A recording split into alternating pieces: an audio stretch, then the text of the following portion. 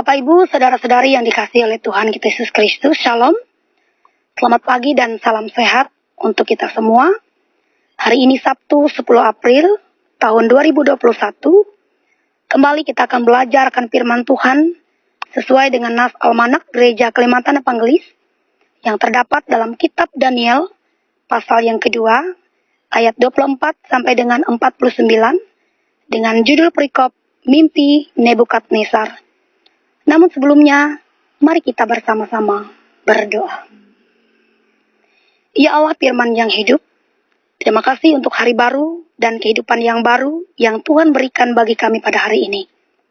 Mengawali hari baru yang akan kami jalani, kami mau mendasarinya dengan firman Tuhan.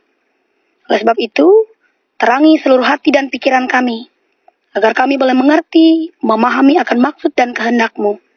Mampukan kami, agar kami tidak hanya menjadi pendengar, tetapi menjadi pelaku firman Tuhan yang baik dalam kehidupan kami. Dalam nama Yesus, kami berdoa. Amin. Daniel pasal yang kedua, ayat 24 sampai 49, akan saya bacakan demikian bagi kita. Sebab itu pergilah Daniel kepada Aryok, yang telah ditugaskan raja untuk melenyapkan orang-orang bijaksana di Babel. Maka pergilah ia serta berkata kepadanya demikian. Orang-orang bijaksana di Babel itu jangan kau lenyapkan. Bawalah aku menghadap raja. Maka aku akan memberitahukan kepada raja makna itu. Aryok segera membawa Daniel menghadap raja serta berkata kepada raja demikian. Aku telah mendapat seorang dari antara orang buangan dari Yehuda yang dapat memberitahukan makna itu kepada raja. Bertanyalah raja kepada Daniel yang namanya Belteshazzar. Sanggupkah engkau memberitahukan kepadaku mimpi yang telah kulihat itu dengan maknanya juga? Daniel menjawab, katanya kepada raja, rahasia yang ditanyakan tuanku raja tidaklah dapat diberitahukan kepada raja oleh orang bijaksana, ahli jampi, orang berilmu, atau ahli nujum. Tetapi di sorga ada Allah yang menyingkapkan rahasia-rahasia. Ia telah memberitahukan kepada tuanku Raja Nebukadnezar apa yang akan terjadi pada hari-hari yang akan datang.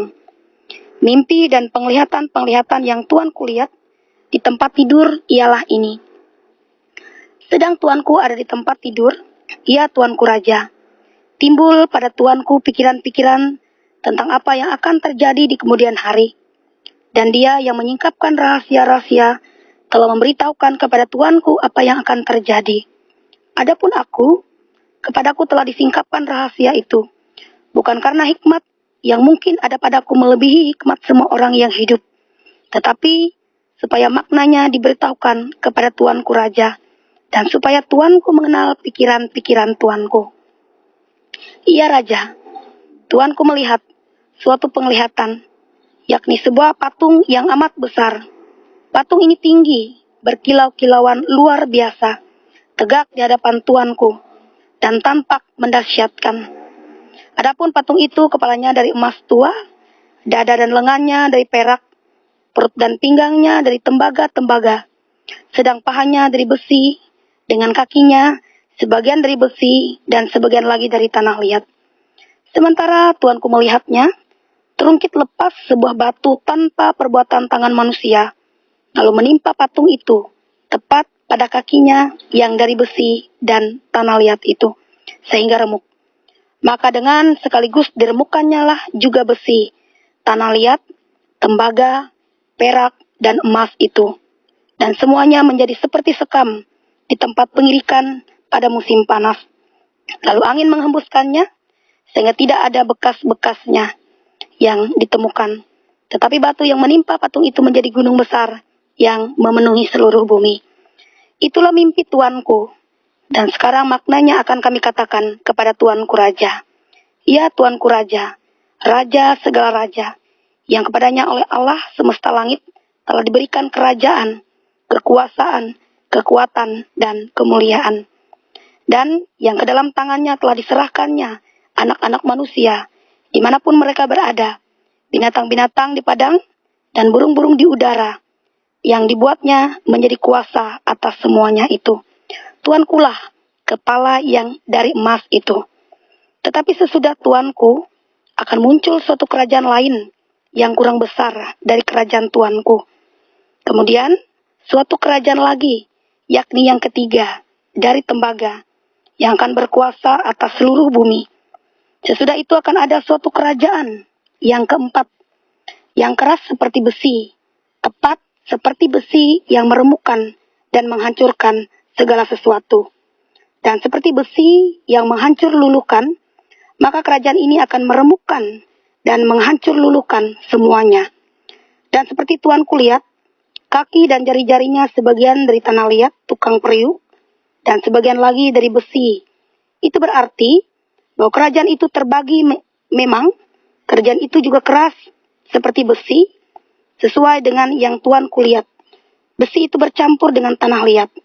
Tetapi sebagaimana jari-jari kaki itu, sebagian dari besi dan sebagian lagi dari tanah liat. Demikianlah kerajaan itu akan menjadi keras sebagian dan rapuh sebagian. Seperti Tuanku lihat, besi bercampur dengan tanah liat. Itu berarti mereka akan bercampur oleh perkawinan, tetapi tidak akan merupakan satu kesatuan. Seperti besi tidak dapat bercampur dengan tanah liat. Tetapi pada zaman raja-raja, Allah semesta langit akan mendirikan suatu kerajaan yang tidak akan binasa sampai selama-lamanya. Dan kekuasaan tidak akan beralih lagi kepada bangsa lain. Kerajaan itu akan meremukkan segala kerajaan dan menghabisinya. Tetapi kerajaan itu sendiri akan tetap untuk selama-lamanya. Tepat seperti yang Tuanku lihat, bahwa tanpa perbuatan tangan manusia, sebuah batu terungkit lepas dari gunung dan meremukkan besi, tembaga, tanah liat, perak, dan emas itu. Allah yang Maha Besar telah memberitahukan kepada Tuanku Raja apa yang akan terjadi di kemudian hari. Mimpi itu adalah benar dan maknanya dapat dipercaya. Lalu sujudlah Raja Nebukadnezar serta menyembah Daniel. Juga dititahkannya mempersembahkan korban dan bau-bauan kepadanya. Berkatalah Raja kepada Daniel, sesungguhnya lah Allahmu itu Allah yang mengatasi segala Allah, dan yang berkuasa atas segala raja, dan yang menyingkapkan rahasia-rahasia, sebab engkau telah dapat menyingkapkan rahasia itu.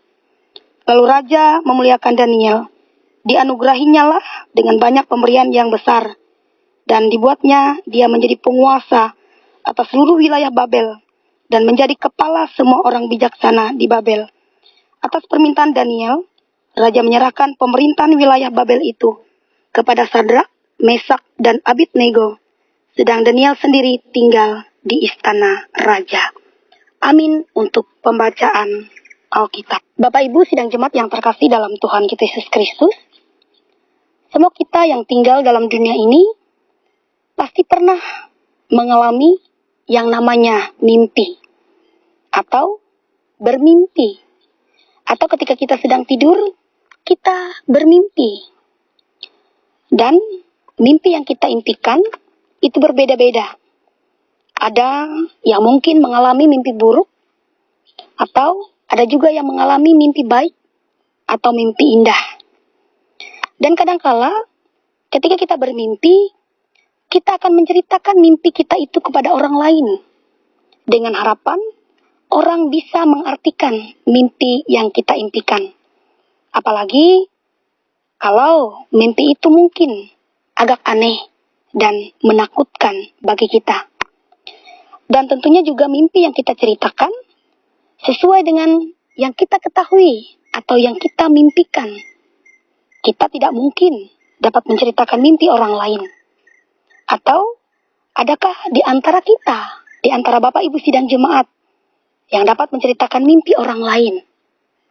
Bapak Ibu sidang jemaat yang terkasih, dalam bacaan kita hari ini juga menceritakan tentang mimpi, yaitu mimpi seorang Raja Nebukadnezar, di mana Raja Nebukadnezar ini meminta kepada orang lain untuk menceritakan mimpinya dan juga menceritakan apa makna atau apa arti daripada mimpinya tersebut. Bapak Ibu sidang jemaat yang terkasih dalam Tuhan kita Yesus Kristus, apa yang menjadi mimpi Raja Nebukadnezar ini membuat ia gusar dan gelisah. Ia bingung tentang arti mimpinya.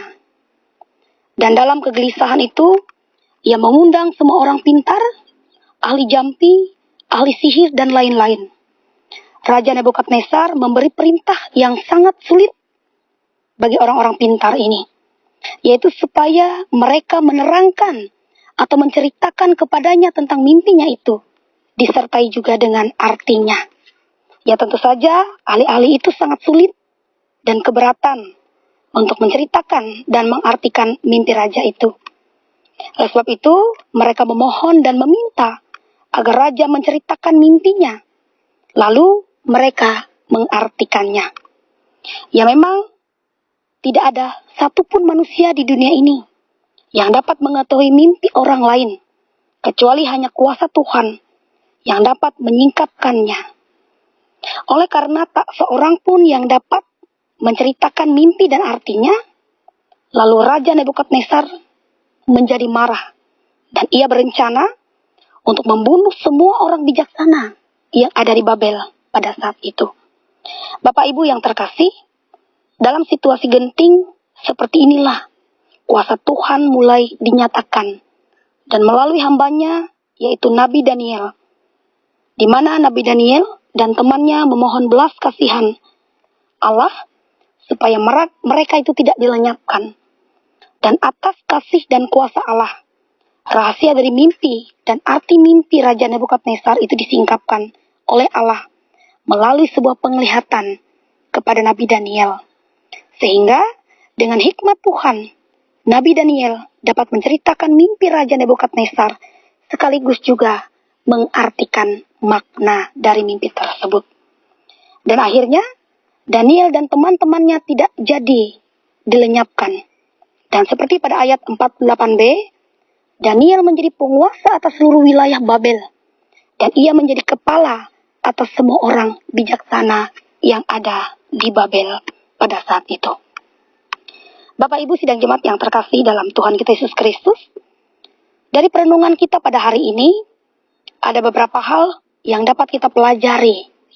Terutama belajar dari pengalaman seorang Nabi Daniel. Yang pertama, Nabi Daniel tidak memakai hikmat manusia atau kemampuannya untuk mengatasi pergumulannya. Tetapi ia ingat, ada yang lebih berkuasa, yaitu Allah pencipta langit dan bumi, yang dapat memberikan pertolongan kepadanya. Kemudian yang kedua, mengadakan persekutuan bersama dengan orang percaya lainnya untuk memohon belas kasih Allah, untuk memberi pertolongan ketika menghadapi pergumulan dan permasalahan. Dalam situasi ini, Daniel menyadari bahwa beban dan pergumulan yang sedang dihadapi sangat berat dan sukar untuk dikerjakan. Oleh sebab itu, Daniel meminta teman-temannya agar ikut berdoa bersama untuk memohon kasih sayang Tuhan. Dan Allah menjawab seru doa dan permohonan mereka. Dan melalui Daniel, rahasia itu disingkapkan. Kemudian yang ketiga, Daniel mengajar Raja Nebukadnezar bahwa hanya Allah yang di surga yang sanggup menjelaskan mimpi tersebut. Kemudian yang keempat, Daniel selalu rendah hati dan menyadari bahwa dia hanyalah alat di tangan Tuhan.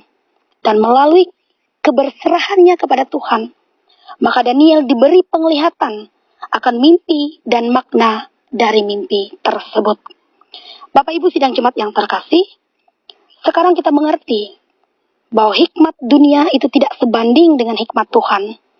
Selain daripada itu, bagi para orang-orang pintar atau ahli-ahli jampi, bahwa mustahil bagi manusia untuk menceritakan mimpi orang lain, dan lebih-lebih untuk mengetahui maknanya. Namun, kita semakin percaya bahwa tidak ada yang mustahil bagi Allah. Dan Tuhan Allah menyingkapkan maksudnya dan rahasia kepada hamba yang dikasihinya. Oleh karena itu, kiranya kita tetap dapat belajar dari Daniel, bahwa kita harus rendah hati untuk dapat melayani Allah dengan sebaik-baiknya. Kita dituntut untuk mengandalkan Tuhan dalam kehidupan kita, karena Tuhan sanggup menolong dan membukakan jalan keluar bagi kita ketika kita menghadapi persoalan dan pergumulan dalam kehidupan kita. Amin untuk firman Tuhan. Mari kita berdoa. Tuhan Allah Bapa kami dalam surga, terima kasih buat firman-Mu yang telah kami dengarkan bersama pada pagi hari ini. Mampukan kami agar kami dapat belajar dari seorang Nabi Daniel yang senantiasa mengandalkan Tuhan dalam setiap perkara yang dialami dan dihadapinya. Bahkan senantiasa memohon hikmat Tuhan dalam menyelesaikan persoalan yang menimpa kehidupannya. Tuhan adalah Bapa kami, dalam doa dan syafaat kami pada pagi hari ini, kami ingin berdoa secara khusus untuk jemaat Tuhan yang berada di calon jemaat BIHA. Kami serahkan kehidupan mereka ke dalam tangan pengasihan Tuhan. Bahkan juga dalam setiap pergumulan, tantangan yang mereka hadapi, sama seperti Tuhan menolong pergumulan Nabi Daniel dan teman-temannya, begitu juga kami percaya Tuhan akan menolong dalam setiap tantangan dan pergumulan yang sedang jemaat-Mu hadapi dan alami. Baik pergumulan dalam rumah tangga, pekerjaan, bahkan juga pergumulan dalam menghadapi pandemi COVID-19 ini. Berkati pula rumah tangga sidang jemaat-Mu. Mereka sebagai orang tua diberi kemampuan dan hikmat dalam mengurus, mengatur, dan membina rumah tangga mereka. Setiap anak-anak sidang jemaat-Mu diberkati dalam tumbuh kembang pun juga dalam pendidikan mereka. Berkati pula usaha pekerjaan yang dilakukan sesuai dengan profesi yang Tuhan percayakan untuk mereka kerjakan dan lakukan. Berkati pula penata layanan yang ada di sana. Berkati pula seluruh BPH, bahkan pelayan Tuhan, baik pendeta maupun vikaris yang Tuhan percayakan untuk mewartakan kasih-Mu di tengah-tengah sidang jemaat-Mu. Sehingga sidang jemaat-Mu boleh menerima kabar sukacita tentang siapa Engkau dalam kehidupan mereka hari lepas hari. Hari-hari yang dijalani oleh sidang jemaat-Mu, kami serahkan dan pertaruhkan ke dalam tangan pengasihan Tuhan. Kiranya Tuhan yang menolong, Tuhan yang menyertai, Tuhan yang memberkati kehidupan mereka. Dalam nama Yesus yang sudah mengajar kami bersama-sama berdoa demikian. Bapa kami yang di surga, dikuduskanlah nama-Mu, datanglah kerajaan-Mu, jadilah kehendak-Mu di bumi seperti di surga. Berikanlah kami pada hari ini makanan kami yang secukupnya, dan ampunlah kami akan kesalahan kami, seperti kami juga mengampuni orang yang bersalah kepada kami. Dan janganlah mau kami ke dalam pencobaan, tapi lepaskanlah kami daripada yang jahat. Karena Engkaulah yang mempunyai kerajaan, dan kuasa dan kemuliaan, sampai selama-lamanya. Amin. Tuhan memberkati engkau dan melindungi engkau. Tuhan menyinari engkau dengan wajah-Nya dan memberi engkau kasih karunia.